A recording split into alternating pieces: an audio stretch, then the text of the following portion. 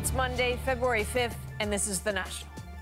Tonight, the markets take a dive as the global stock sell-off continues. But what does this mean for your investments? 2 Canadians freed in Syria. How one mother's attempt to get her kids back put her in al-Qaeda's grasp. The Winter Games bring people together, but in South Korea, they also expose a divide. Why some young people say they don't need their neighbors to the north. We begin with another volatile day on the markets, a free fall which saw the single-day biggest point drop ever on the Dow.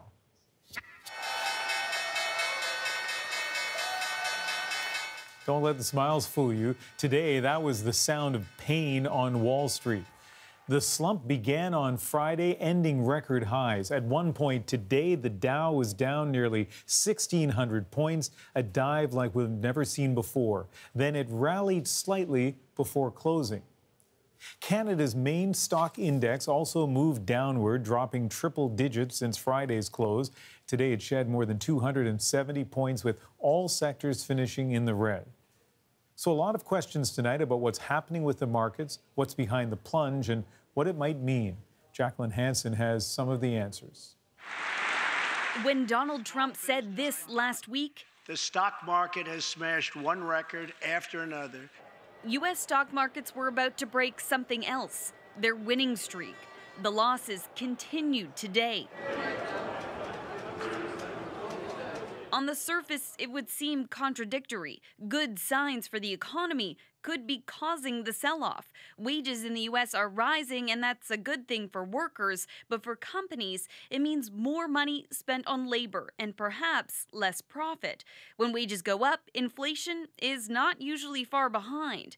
That's where the U.S. central bank steps in. It's already raising interest rates to keep inflation in check. There could be as many as 4 more hikes this year. And those higher rates also make it more expensive to borrow. You have people looking at valuations that stocks are trading at and saying if interest rates rise, those valuations will come down, those stocks are worth less. For stock markets, dips, even corrections are part of a normal cycle. But Wall Street has been on a tear, climbing non-stop for about 2 years now. We've had a very strong market without any real pullback. So we really think this is more of the market looking for an excuse to correct a little bit. For investors at home, any losses, even after so many months of gains, can be difficult. So it feels twice as bad to have a loss than it is to have a gain, and that's normal. But like during any sell-off, this could also be an opportunity. When the market goes down, it essentially means that everything is on sale. Things are better priced today than they were last week. So in a down market, it's a great time to invest because you're getting more value for your money. The question is, how low will stock markets go? If it's just an extremely hot market letting off some steam, that's one thing. But if it's a turning point, the outcome could be very different.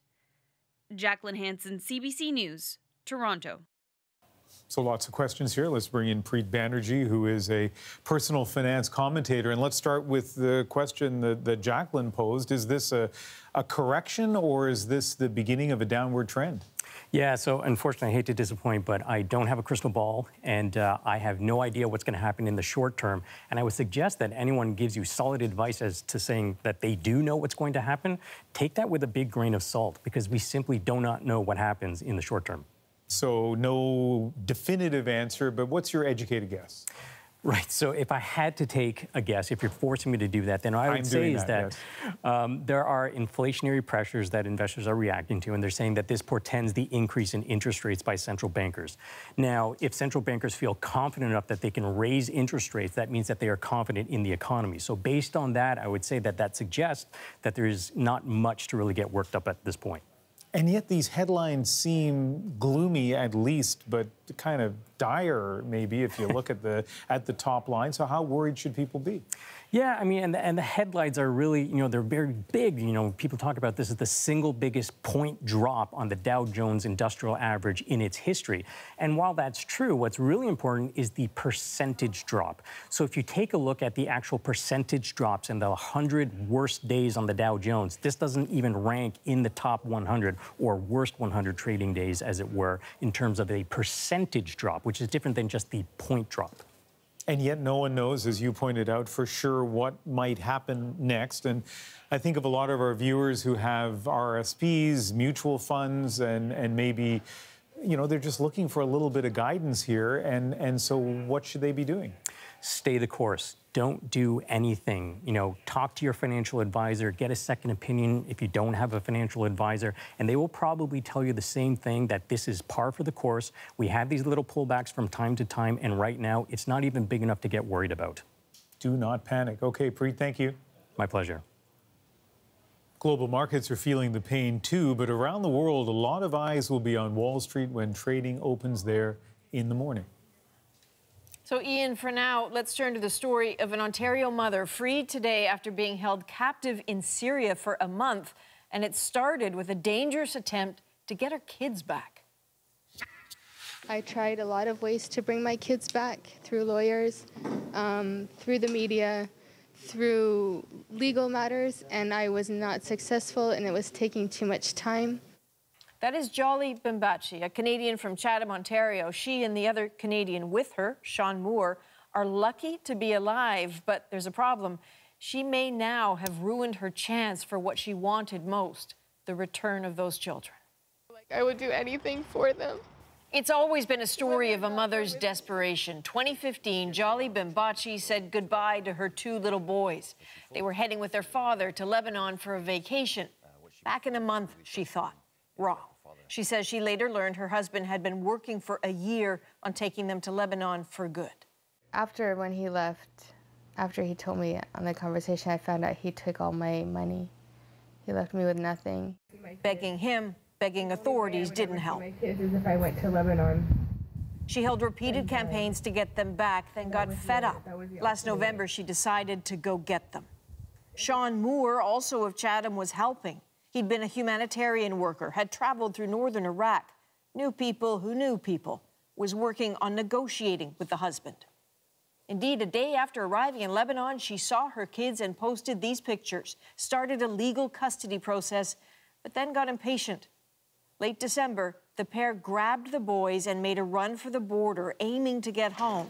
They ended up in Syria, a dangerous plan she's incredibly still alive to talk about. So we planned with smugglers so I can take my kids out of Lebanon and bring them back home to Canada. The chaos of this interview happened just this morning in Syria, on the border with Turkey, immediately after the pair had been freed. Because it seemed soon after meeting the smuggler, they were picked up by a group called Tahrir al-Sham. There was duress involved, a lot of duress. Okay. Yes. Exactly who is helping you to go from here in Syria to get back home to Canada?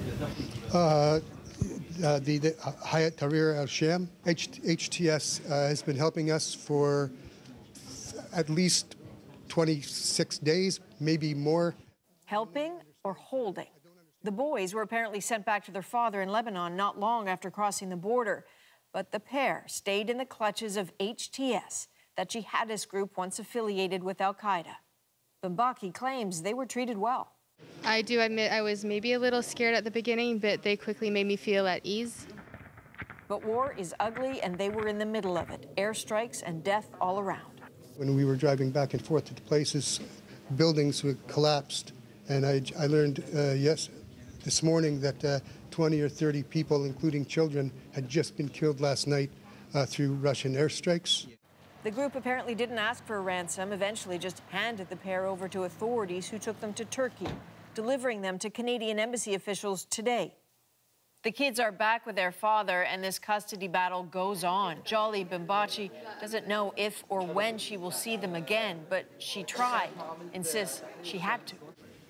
I don't regret what I did. It might be wrong in the eyes of the legal system, but thank you. So being separated from her kids, again, is surely devastating, but Bimbachi and Moore could have faced a fate even worse. Here's the lowdown on their Syrian hosts, Hayat Tahrir al-Sham, or HTS. Allahu Akbar.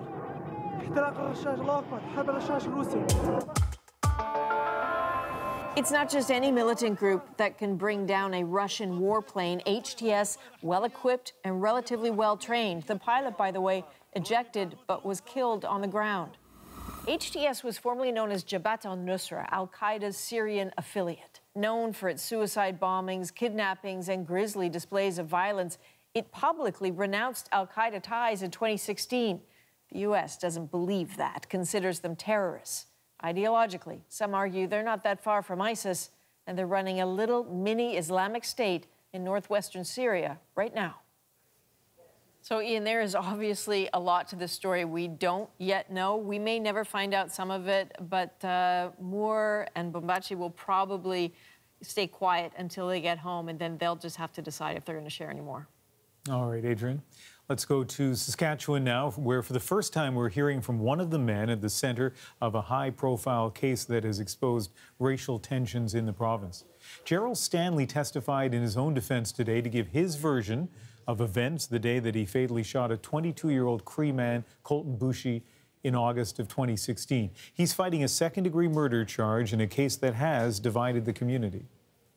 I want justice for my son, and I will not give up. Outside, Colton Boo's mother called for justice. Inside, 56-year-old Gerald Stanley testified that Boo and 4 others pulled into his driveway. He says they got out of their car, examined a nearby truck, and then started Stanley's ATV.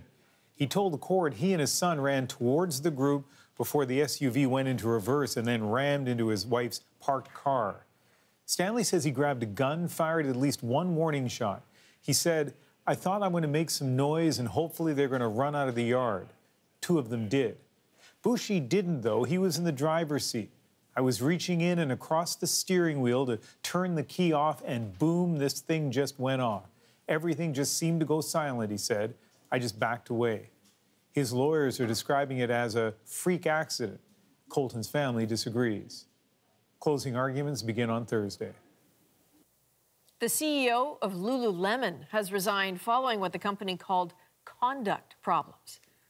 Laurent Potvin has been at the helm of the Vancouver-based apparel company for 4 years now, but today, just after markets closed, the company announced he was leaving immediately. It didn't go into details, but instead released a statement saying Lululemon expects all employees to exemplify the highest levels of integrity and respect for one another, and Mr. Potvin fell short of these standards of conduct. And Ontario's public broadcaster, TVO, is investigating one of its hosts after a former Toronto mayoral candidate accused him of sexual harassment. Steve Bacon hosts TVO's current affairs show The Agenda. Sarah Thompson doesn't mention Bacon by name, but on her website, she claims she met a political talk show host for lunch in 2010, and he asked her for sex. CBC has not been able to independently verify the claim, and Bacon could not be reached for comment, but so far, no one else has come forward to corroborate the claim, and Thompson's former campaign advisor says he has no recollection of any such event. TVO says it sees no reason to remove Bacon from his role while the claim is looked into. So let's talk about the race for the leadership of the Ontario Progressive Conservatives, and a name that will be familiar to most Canadians, Mulroney. Caroline Mulroney made one thing clear tonight. Her candidacy is about so much more than that name. My name's Caroline, and I put my name forward because of what I bring to it. Mulroney's entry makes it a 3-way race, and while she has no political experience, her brand has name recognition. The thing is, her rivals can make the same claim. Katie Simpson now on the impact of political dynasties. The Ontario PC leadership race has become a reminder of just how small the world of Canadian politics can be. All 3 Conservative candidates come from well-known political families. I'll tell the Prime Minister, well, just the same way his father said it, just watch me. Doug Ford is the brother of the late Rob Ford, the plain-talking, crack-smoking former mayor of Toronto. Christine Elliott is the widow of Jim Flaherty, the well-respected federal finance minister under Stephen Harper's Conservatives. And Caroline Mulroney is the daughter of former Conservative Prime Minister Brian Mulroney. Well, actually, quite a bit is in a name. Professor Robert Bothwell says a famous name can give candidates a dangerous ego boost. Well, it certainly can be self-deception. I mean, you just assume that you've got all the family genes, and in the history of Canadian politics, there's a whole bunch of disappointed children. But there are some successes, going back to Sir John A. Macdonald. His son, Hugh Macdonald, was a cabinet minister and a one-time premier of Manitoba. There's also the Tupper family of Nova Scotia, the Bennetts of British Columbia, and of course, the Trudeaus. A name gives a political candidate some instant credibility. It gets them recognized by voters, but at the same time, it does mean they carry the baggage of whoever had that name before. Prime Minister Justin Trudeau knows firsthand about that kind of baggage. He lacks support in parts of Western Canada, just like his father did. But breaking into politics can be far more difficult without a family brand. If you're going from being outside of politics to being in a leadership role, having that sort of name recognition helps so much. Advantage or not, these three candidates are using everything they've got to deepen the political legacy of their own families. Katie Simpson, CBC News, Ottawa. So Caroline Mulroney just doesn't have that political pedigree, or she has that political pedigree, but it's the experience she doesn't have. And I guess a potential leader in this country with no political background is pretty rare. Well, of course, in the United States, Donald Trump famously made the leap. But in this country, most prime ministers, premiers, and big city mayors had some kind of political experience before taking office. There have been, however, some party leaders or leadership hopefuls, more recently with little political experience in Quebec, for example, Pierre-Carl Pelado and Kevin O'Leary. Here's what else we're watching tonight on The National. When you think defector, you might think secret. Not so in Seoul. Our Susan Ormiston takes us inside the reality TV shows featuring those fleeing the North and how they're actually bridging a culture gap. Plus, the Super Bowl fumble by Dodge. Why do some ads cross the line? And finishing their father's work. One of Winterlude's most prolific snow sculptors died suddenly last week. Tonight, his children put the final touches on his last piece. To get to use his tools and use his techniques that he's taught us, and it's been great to get close and to work together. I think he would have been proud.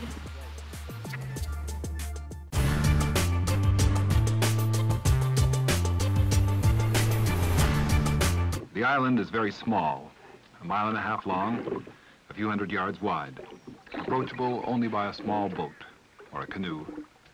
A large rock covered with scrubbed timber and salal lying off the southern tip of the Queen Charlotte Islands. And on the eastern side, protected by a promontory, stretching along the beach of a little bay, was the last large group of standing Haida totem poles, the remains of a deserted village, remembered as Nunstons, the name of the last chief, known for centuries to the Haidas as Squangwai, Red Cod Village. We came as guests, too, to honor the carvers in our own way, by taking what remained of their work to preserve it and show the outside world something of the wonder of the old days.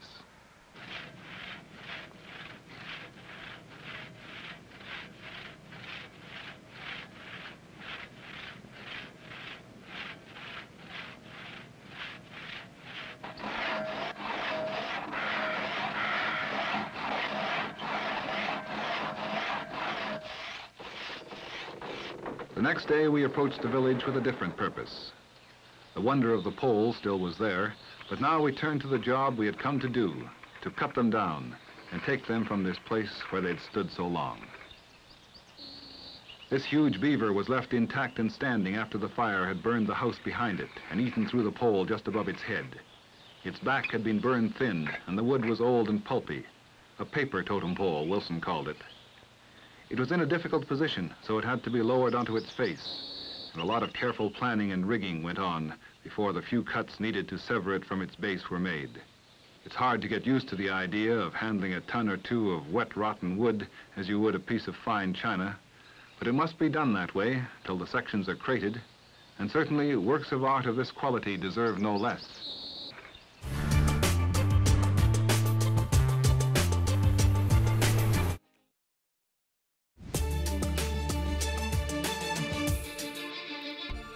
I don't know what people think here in LacMegantic. What I know is it's a culture of negligence that was there. On The National tonight, 6 former railway employees related to the LacMegantic disaster pleaded guilty for not securing the train the night before it derailed in the town. One of the 6, engineer Tom Harding, was sentenced to 6 months house arrest. The other 5 and the company were fined a total of $1.25 million. 47 people were killed in the disaster. We became aware of him fairly early on in the investigation, and there was quite a bit of work involved to bring us to the point where we were able to place him under arrest. A Toronto man is facing a second-degree murder charge in the high-profile death of 22-year-old Tess Ritchie. Tess Ritchie disappeared from Toronto's Gay Village and was only found days later by her own mother. Police say the suspect, 21-year-old Kaylin Schlatter, can be seen on security footage walking with Ritchie the night she went missing. Investigators believe the two only met that night and describe this as a crime of opportunity. A courthouse in Brussels was the focus of much of Europe's attention today. It's where a trial began for the man believed to be the only surviving member of the ISIS cell that attacked Paris in 2015. But the trial was to answer a different set of charges, those related to an alleged police shootout 4 months after the Bataclan attack. You may remember Salah Abdeslam's face. He was Europe's most wanted fugitive during that time. But there was some disappointment for those hoping to get a look at the shady reach of ISIS into Europe. As Nala Ayed reports, it quickly became apparent he wasn't going to reveal much. Okay, yes. Then, as now, the story of the Paris attackers always draws a crowd. And yet, finally in court, the only living accused, Salah Abdeslam, refused to be filmed and mostly refused to talk, even when addressed by the judge. Juste au niveau de votre identité, monsieur. Vous êtes bien Salah Abdeslam, né à Bruxelles le 15 septembre 1989?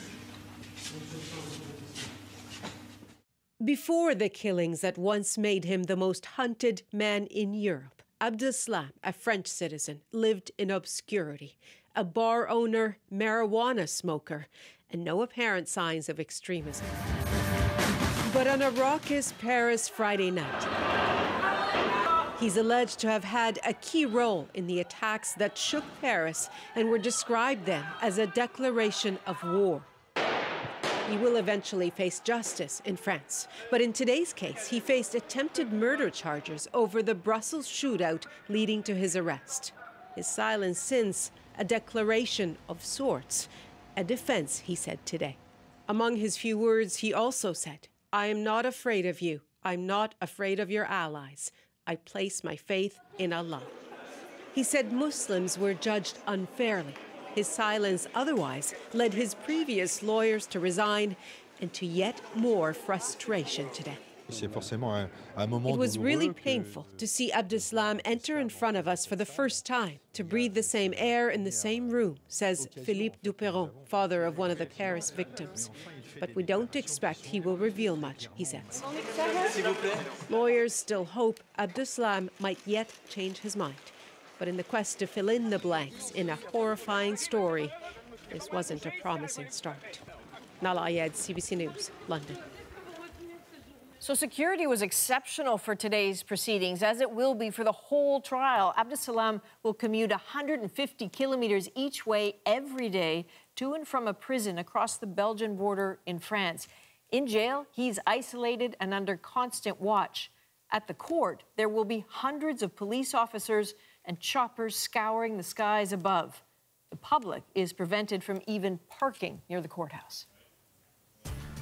Still ahead on The National, a Super Bowl commercial invoking Martin Luther King has triggered a lot of criticism. And so Paul Hunter asks, what makes an ad cross the line? And you've heard about Moneyball. I know you have, Ian. How about money curling? The Olympic sports using analytics to beat the competition. I was blown away. I was blown away by the pictures and the story they told.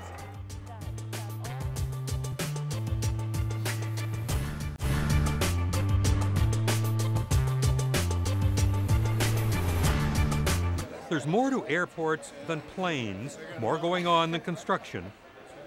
Paul Ritchie's in charge of pulling it all together. Here's a look behind the curtain at Ritchie's backstage world of what it takes to get this huge, costly, hip, futuristic air terminal ready for its debut. So I'm just doing final walkthrough now, just to get a sense that the building is where we want it and we have no surprises. We probably will have some surprises, but the idea is to try to limit the surprises. So right now it looks like everything is working. Air Canada will be the new terminal's biggest client. The airline is running its own staff through a series of dry runs. Foul-ups are inevitable. If there are no problems, it's been a flawed test. The point of rehearsals, as in any good drama, is to spot hitches now rather than on opening night. And that's what we got to talk to Dave about, make sure we can do 2 different flights. And here they come. Pretend passengers on phantom flights to nowhere. Ladies and gentlemen, boys and girls, good morning. To start off, if anyone's here to catch a real flight, you're in the wrong building. If you have anything in your bags you shouldn't have, we'll find it. And we even give it back to you today, but not on real day flights. From there... They are all engaged in make-believe. Who'd have believed it? Early on a Saturday morning, volunteers show up in their hundreds. They get a sneak preview. The airport gets free actors in the little play that it's putting on. I'm going executive. Oh, are you? That's nice. Basically, we have to wait until they call us, and then we're going over to departures, and we're going to check into our flights. So we're headed off to Frankfurt this morning. Everyone here is flying somewhere without ever leaving the ground. Flights are announced, just like the real thing, and like the real thing, just try to make out what they're saying on the loudspeaker. The audio in the corridor, you can't really hear the audio. You can hear it in the gate area where people are sitting. It's hard to hear in the corridor. We have to determine if we really want it to be loud here because there's going to be a lot of announcements ongoing, but we may have to do something about the volume. Efficient people movement makes the difference between an airport experience that's infuriating and one that is at least bearable and over with quickly. Tests on this day with volunteers identified this bottleneck. The line of passengers for that fantasy Frankfurt flight blocked a major passageway. But sometimes the airline and the airport say it's the other guy's problem to sort out. We've already identified that as an issue. The lounges themselves are not very deep, so we just talked to the GTAA. It's a boarding process, so it's the airline process. So they are responsible for managing their queues wherever they have processes of theirs going on. And we're responsible for making sure there's no congestion, so passengers who do have a flight and they have to get down to gate 126 quickly can get by. That's why we're doing trials. Why it doesn't work? And fix it. Never opportunity to excel. What could be a more realistic test of any airport than waiting and nowhere to put your feet up? 30, 32, 34, 38, about 38, 40 people don't have seats. So that's a challenge. We got to make sure we have enough seats for everybody, especially if it's a flight delay because of weather or something along that line. So we sit and be comfortable. So. All the planning and blueprints and studies and questionnaires and flowcharts are fine, but nothing beats putting real, live, breathing human beings into the mix and seeing what doesn't work.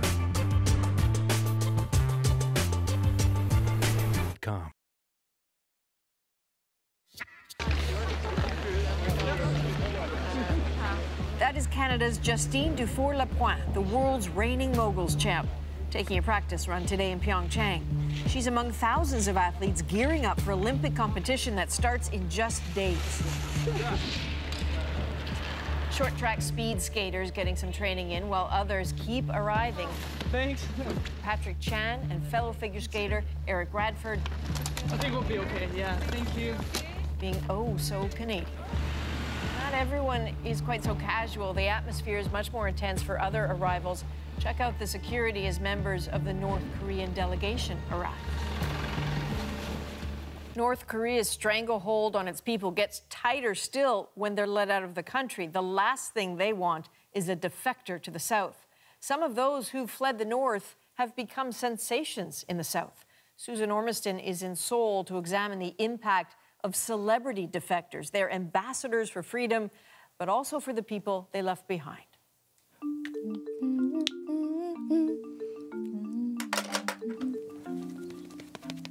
Nara Kang wants to be an actress. Or, she tells us, the CEO of an online shopping business.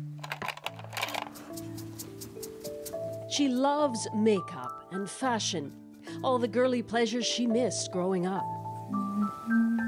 Nara's a defector. She slipped out of North Korea 3 years ago. She went alone with only a broker who was paid to spirit her first into China. It was perilous. 이제 압록강까지 가기까지 We walked all night. Eventually, we got to the border where lights were flashing. Just like what you'd see in the movies. We had to cross a yellow river. The water was shallow at first, but the current was strong and I didn't know how to swim. So I was swept away and nearly died. When you were growing up in North Korea, did you ever think about leaving? 아니요, 한 번도 해본 적이 없어요. 제가 여기 No, the thought of living in South Korea had never crossed my mind. So what changed your mind? 이제 막 북한엔 이제 한국 드라마들도 많이 We watched a lot of South Korean TV series.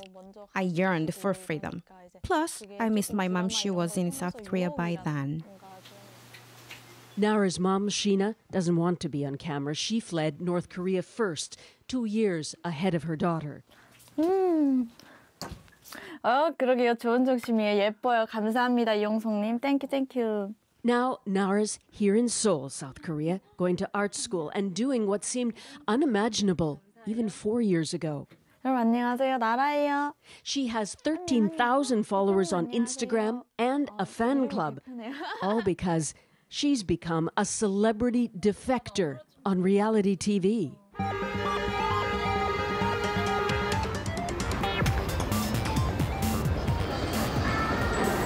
In the buzzy world of Seoul's entertainment media, North Korea is hot, mysterious, a curiosity, especially for youth.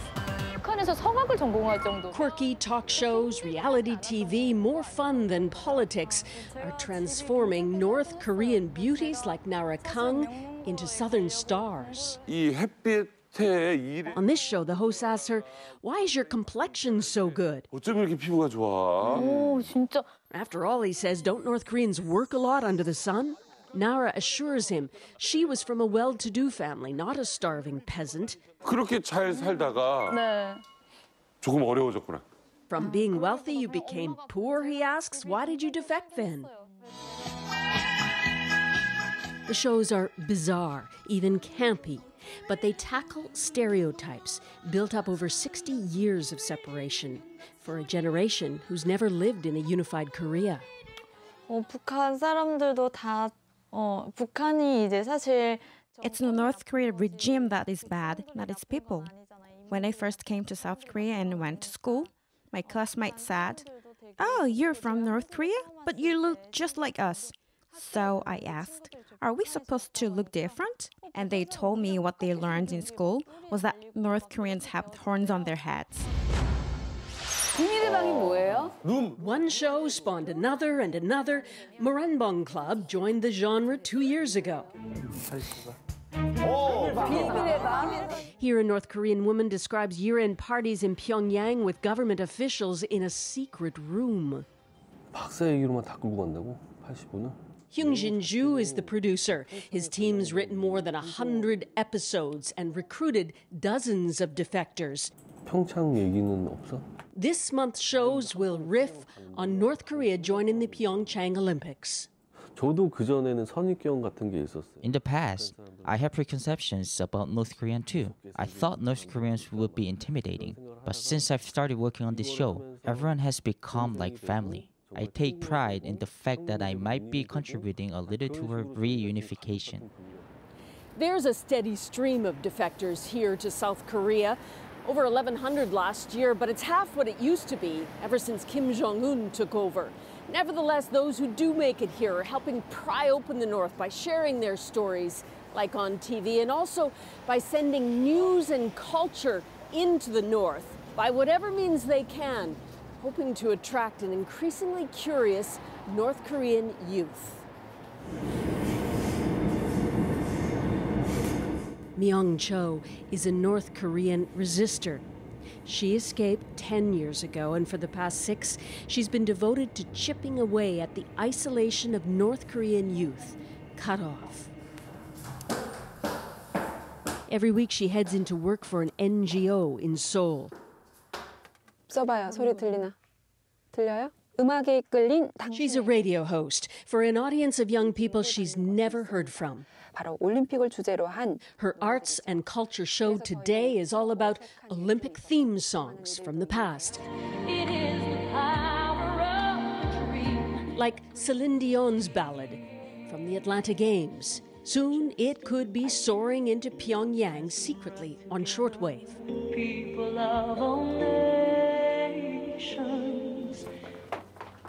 The broadcast is recorded here, then transferred to a transmitter in Central Asia, which sends it into North Korea. 일단 저희 라디오를 듣는다는 얘기는요. So if they're tuning into us, it means they're somewhat aware of the lies they're being told in North Korea. So they're starting to develop curiosity for the outside world. Myung left with mixed emotions. She couldn't even tell her best friends where she was going. Are you glad you came to South Korea? 처음에는 했었어요. 와서 한 I don't regret it, but I did for the first 2 years. I was depressed. Life in South Korea was tough. Myung is part of a young team working at Daily NK, radio and online. They get news from informants recruited in North Korea, but who can travel to China or pass on information through brokers. Daily NK publishes online in Korean, English, and Chinese fascinating detail of life under Kim Jong-un, like the Supreme Leader's Olympic motives, or war simulation plans during the Pyeongchang Games. Sang Young Lee is editor-in-chief, himself jailed in China for getting information. I was beaten up and tortured, but I was still determined. North Korean informants know what they're getting into, and some have met with unfortunate circumstances, but we continue, so their sacrifices won't go unnoticed. Given that real threat from North Korea, Defector TV can seem trivial, but it doesn't pretend to be more than it is, a simple plot. When North Korean girl Nara Kang meets South Korean boy on a dating show, that playful chemistry dissolves their differences. Bridges a border, something politics in Korea has failed to do. Susan Ormiston, CBC News, Seoul. If athletes are looking to defect, international sports competitions like the Winter Olympics can be a golden opportunity to escape an authoritarian regime. Melbourne, 1956, and more than half of Hungary's 100-member team defects. That's after Soviet tanks crushed the Hungarian Revolution. Atlanta, 1996, Iraqi weightlifter Rad Ahmed proudly carried his country's flag 1 week before he defected and denounced Saddam Hussein.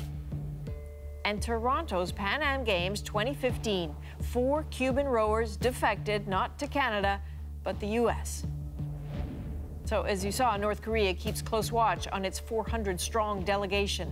Defector groups estimate at least 1 in 10 will be an agent, some posing as reporters, medics, or musicians, ensuring the others are never alone. But here's a final twist. South Korea doesn't want a diplomatic incident during these games and during its tentative thaw with the North. Though it usually welcomes defectors, observers say this is not the time. And that's partially because these Winter Games are viewed by the government as a step forward in relations between two countries. Though divided for more than 70 years, there has, over the decades, been a yearning for unification. Asia correspondent Sasha Petrusek took a closer look and found a movement that happens to be in decline. Little has changed for the South Korean soldiers down below. They still watch the border with the North, their fingers on triggers. But civilians who come here seem to have an extra optimism in their gaze. You see the person? Yes. It's the Olympic friendship with North Korea, he says. It feels like my dream of unification with that other part of Korea and of me. it's becoming real. For most South Koreans, this is as close as it gets. A glance across the frozen river into the frozen north, a border bristling with armaments and soldiers facing off against each other since the last time they fought almost 7 decades ago. That's long left a yearning to reunite. In fact, it's an official national goal here. Now, though, the dream is being questioned as a delusion. In villages along the barbed wire border, seniors play cards and talk about nuclear threats from the north in hushed tones. Those are very scary people, she says. Believe me. In Seoul's student district, young people especially are abandoning the idea. Polls say 1 in 10 South Koreans have stopped supporting unification in the past 4 years. And among 20-somethings, 7 out of 10 say it's just not necessary. Getting a job itself is getting more difficult. Not when youth unemployment is at a record high. Jung Jung-won is an artist in his small basement flat. He says among his friends, the North holds no emotional appeal. People my generation don't longer have the luxury to think about the grand picture of the nation. Besides, for Kim Dyong-hwan, there are better ways to prevent war. I think the perspective of viewing the reunification is going to change in our generation, and we're going to imagine the different resolution to keep the peace between North and South. Meaning that by the time today's students are running South Korea, unification may well be seen as a naive old dream, and the North as a distant land having little in common. Sasha Petrusek, CBC News, Seoul. Sasha is one of our many correspondents snapping up close and behind-the-scenes pictures during his reporting in South Korea. So we're posting many of them on our Instagram page. Please follow us at CBC The National.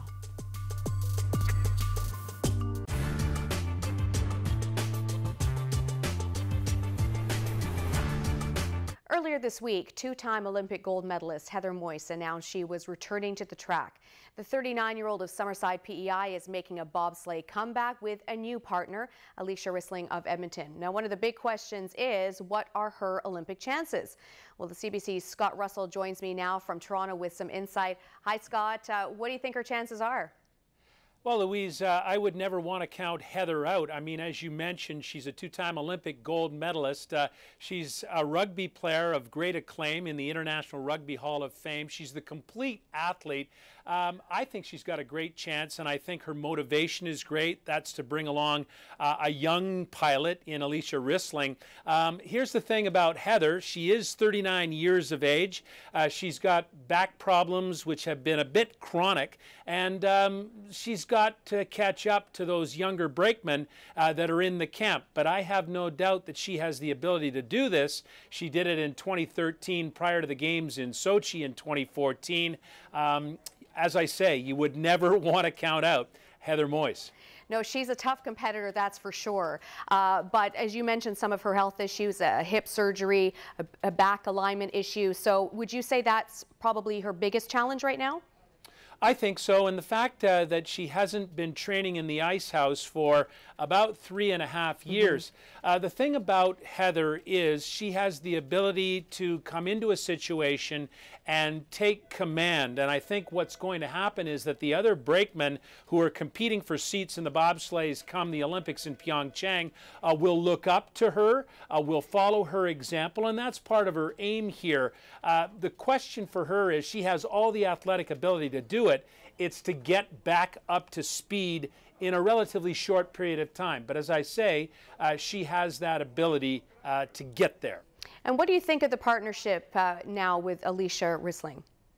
I think it's an interesting one. Alicia is a development driver. She hasn't been to the Olympic Games before. But when you think of Heather's competitive experience, Kaylee Humphries was a first-time Olympian when Heather, along with Kaylee, won that gold medal in 2010. And what happens with this bobsleigh team of Canada is there's usually a veteran and a younger person in the sled. So I like the combination of Alicia Rissling along with Heather Moyse. It creates more chances for Canada because Kaylee Humphries could very well have Melissa Lotholtz or Cynthia Apaya in her sled. Both are proven brakemen. And now you've got two Canadian sleds that have chances come Olympic time. I like the move. Now, Kaylee Humphries did ask Heather to come back a while ago. So will there be any hurt feelings here from the Humphries front? It's going to be an interesting dynamic, Louise. Certainly, Kaylee's aim as a great competitor is to win a third consecutive gold medal. And I think it may heighten the performance of people like Melissa Lotholtz. You know, there may be some hurt feelings, but also remember, it's Team Canada. Right. We're all pulling for the same team, and I think that may be a great environment.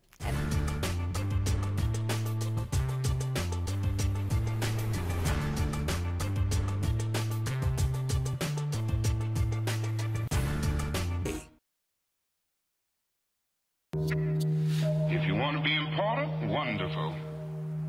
If you want to be recognized, wonderful.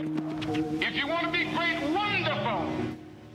Recognize that voice? It is Martin Luther King Jr. selling trucks in a Super Bowl commercial. You only need a heart full of grace. Soul generated by love.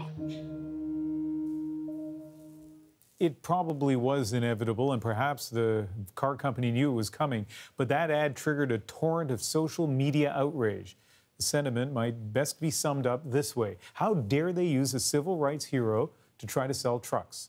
Well, here's Paul Hunter to explain.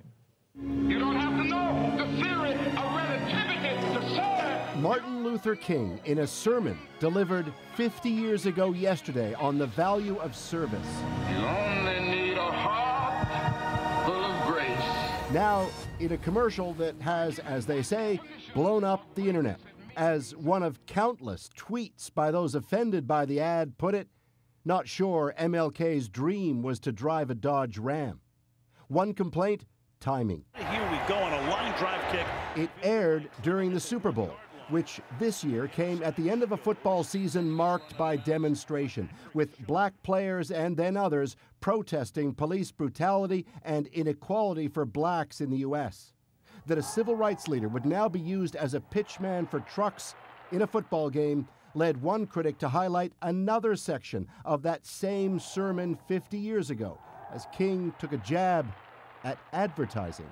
Are those gentlemen of massive verbal persuasion, saying, in effect, beware commercials. You must drive this type of car. To naysayers, Fiat Chrysler notes not only does the ad also promote volunteerism, but it was fully approved by King's estate. And besides, King's been used in ads before. Their speeches changed the world. From Unilever to Android to Boeing. Decade after decade of innovation, inspiration, and wonder. And others doing what advertisers have always done, associating products with positivity. King himself may well have thought, 50 years later, at least his words still drive the conversation. Soul generated by love. Paul Hunter, CBC News, Washington. And of course, that wasn't the only Super Bowl commercial that was meant to inspire, though some were a bit more political in tone. Some people may see your differences and be threatened by them. But you are unstoppable. You'll love who you want. The common theme of these ads, that diversity and inclusion should be welcomed in the United States. Because there is no one right way to family. So do what you do. Family, how you family. There's a Coke for he. And she. And her. And me. And them. Another used humor to illustrate the point. Come on. Go, go, go, go. Seriously? That Americans of all races and religions should be on one team. And if you're wondering just how many people tuned in to last night's game, the preliminary numbers are in. According to Nielsen, in an average minute, about 103.4 million people were watching the game on TV. That is down 7% from last year. It is the least watched Super Bowl in the last 9 years, but still a huge audience. According to NBC, it is the 10th most watched American television program of all time, behind 8 other Super Bowls and the final episode of MASH. Fly, Eagles, fly, on the road to victory. E-A-G-L-E-S, Eagles! Just waiting on these guys to come in so we can show them how happy we are. Well, I'm happy that the Eagles won, and I hope they just keep it up for next season. Feels fantastic. We were out on Broad Street. We had a great night, lots of excitement, lots of good energy. Some pretty excited Eagles fans gathered at the Philadelphia airport today to welcome the team and their trophy back home. This is the first Super Bowl win for the Eagles, and a pretty stunning one at that, beating the New England Patriots 41-33 with a late touchdown.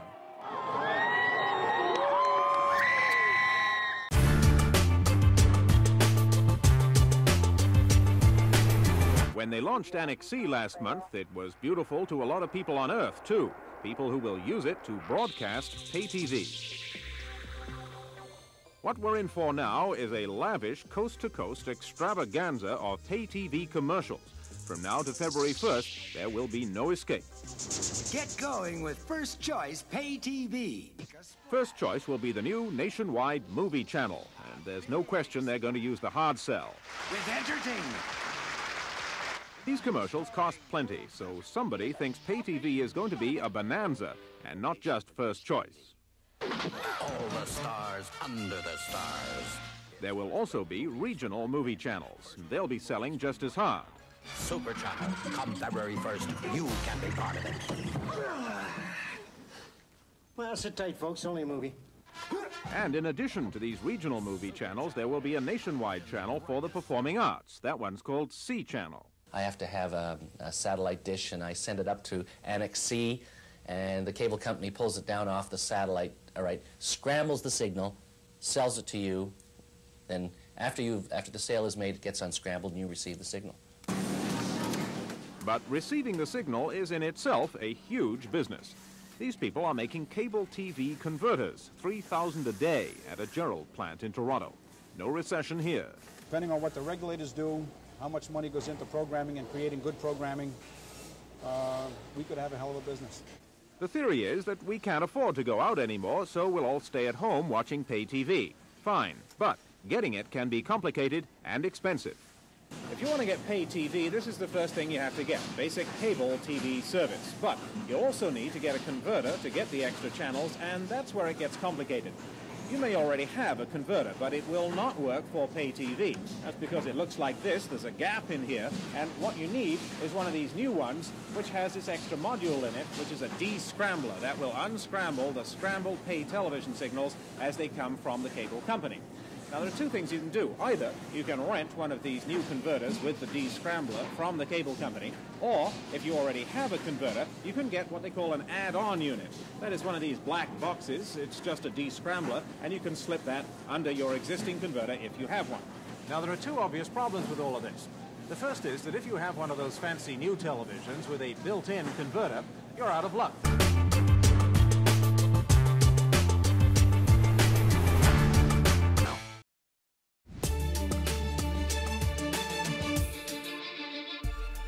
It got to a point where I really didn't even want to look too much during the speech over to that side, because honestly, it was bad energy. They were like death and un-American. Un-American. Somebody said treasonous. I mean, yeah, I guess why not? Treasonous. President Trump, that's a short time ago, blasting Democrats in Congress, accusing them of being un-American for not clapping during parts of the State of the Union. I'm so sick of me hair. Do you think I should get it cut like Princess Di? Actor John Mahoney has died, best known for portraying Marty Crane, the grouchy, unpretentious father on the show Frasier. His publicist says he died yesterday in Chicago at the age of 77. Making it to the Olympics takes talent and training, we know that, but more and more it also takes data. Some major league sports, such as baseball and hockey, have been using analytics for years. Just in time for the Pyeongchang Games, analytics have swept into curling. Renee Filipponi now on the number crunching and how it could help our athletes on the podium.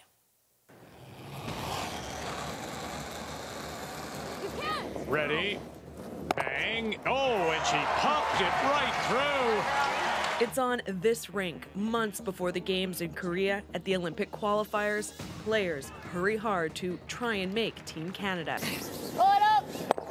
And while it's all about skill and precision with every stone on the ice, she was at 15. That one dropped her down to 13. The hammer switches. She needs to get at least 2. It's all about number crunching in the stands.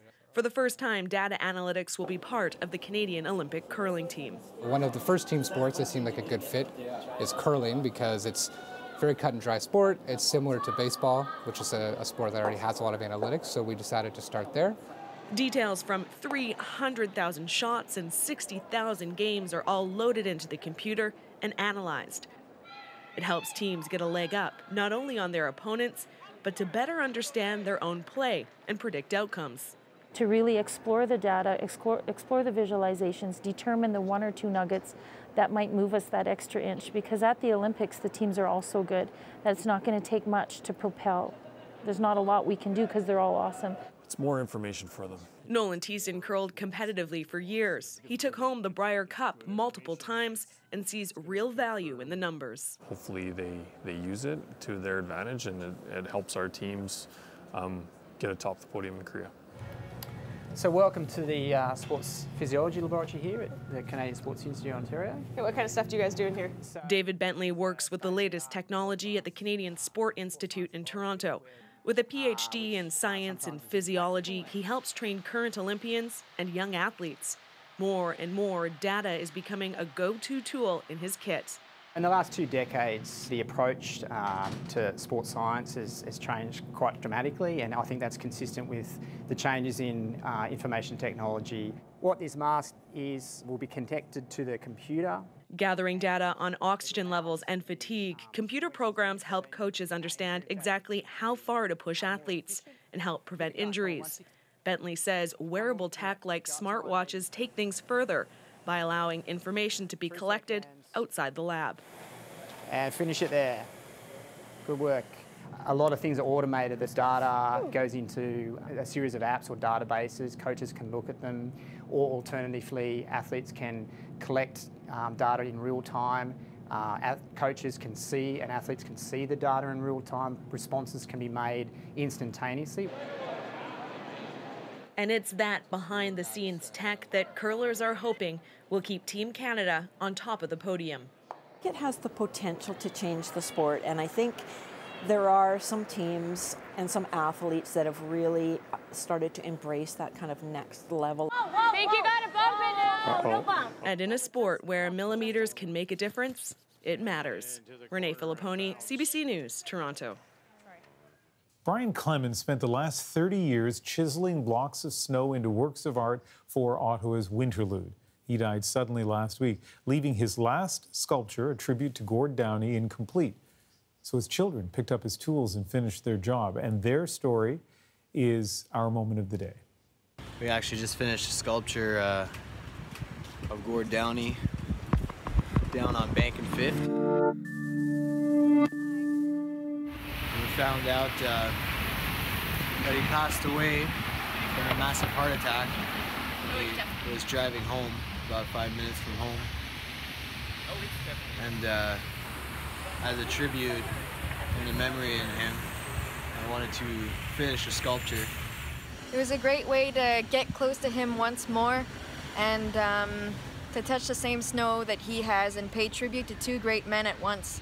I think he would have been proud that we would have accomplished this together. Touch the same snow he has, you know, stand where he did. That's a pretty cathartic thing for people who've lost someone lovely. Beautiful tribute, and let's leave our audience with that. On this February the 5th, that is The National. Good night. Good night.